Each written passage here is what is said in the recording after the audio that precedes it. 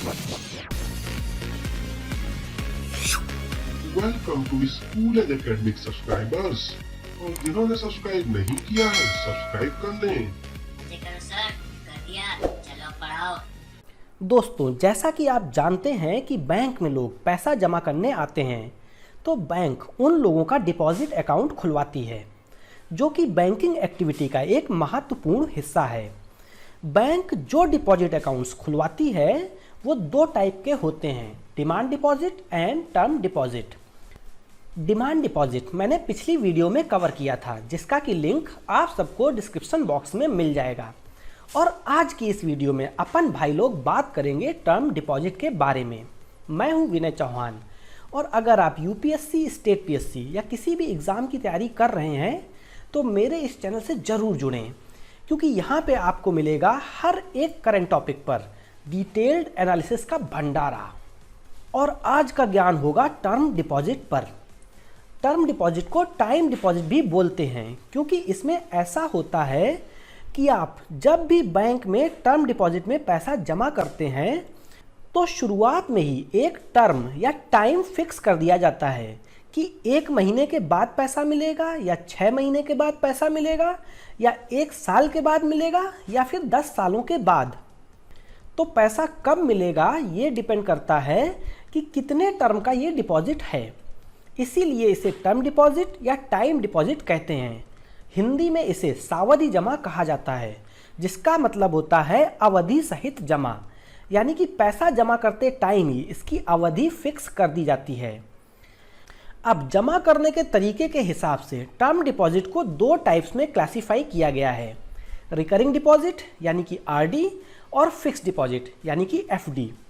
Recurring deposit मतलब कि अगर इसके नाम को ब्रेक करें तो इसका मतलब बिल्कुल क्लियर हो जाएगा। री मतलब दोबारा या बार बार, और अकरिंग मतलब होने वाला। मतलब कि रिकरिंग डिपॉजिट मतलब कि बार बार होने वाला डिपॉजिट।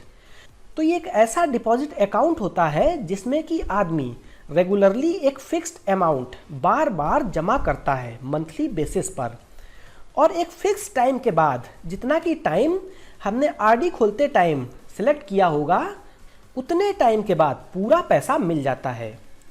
आरडी अकाउंट में जो ब्याज मिलता है वह जनरली सेविंग अकाउंट से ज़्यादा होता है। भारत में बैंक्स मिनिमम 6 महीने से लेके मैक्सिमम 10 साल तक का आरडी अकाउंट खोलती हैं। अब आरडी में ऐसा होता है कि हर महीने की शुरुआत में आप पैसा जमा करते हैं रेगुलरली। कितने टाइम तक? जितने भी टाइम की आरडी आपने खोल रखी है।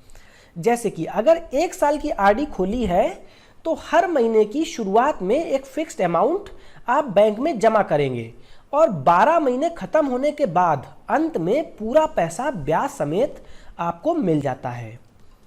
तो ये तो था रिकरिंग डिपॉजिट। अब देखते हैं फिक्स्ड डिपॉजिट। तो फिक्स्ड डिपॉजिट में ऐसा होता है कि पैसा एक ही बार में एक फिक्स टाइम के लिए जमा कर दिया जाता है, और वह फिक्स टाइम खत्म हो जाने के बाद पूरा पैसा ब्याज समेत आपको वापस मिल जाता है।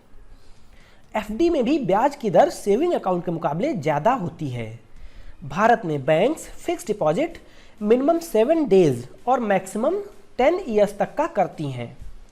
तो दोस्तों, एफडी और आरडी दोनों ही टर्म डिपॉजिट का हिस्सा होते हैं, और ये दोनों डिपॉजिट डिमांड डिपॉजिट के मुकाबले बैंक के लिए हाई कॉस्ट फंड होते हैं, क्योंकि बैंक डिमांड डिपॉजिट यानी कि कासा अकाउंट में बहुत कम इंटरेस्ट पे करती है। इवन यहाँ तक कि करंट अकाउंट में तो बैंक कोई भी इंटरेस्ट नहीं पे करती। वहीं सेविंग अकाउंट में कुछ थोड़ा सा मामूली सा इंटरेस्ट बैंक खाता धारकों को पे करती है। अब अगर बात आरडी और एफडी के रेट ऑफ इंटरेस्ट की करें तो इसका rate of interest saving deposit से ठीक ठाक ज़्यादा होता है, जो कि बैंक कस्टमर्स को पे करती है। तो यही वजह है कि बैंक्स ज़्यादातर कासा डिपॉजिट्स को प्रेफर करती हैं, क्योंकि यह बैंक के लिए लो कॉस्ट फंड होता है। तो दोस्तों, ये तो था टर्म डिपॉजिट पे वीडियो। उम्मीद करते हैं कि कुछ ना कुछ तो पल्ले पड़ा ही होगा। अगर अच्छा लगा हो तो काइंडली लाइक, शेयर और सब्सक्राइब। Thanks for watching.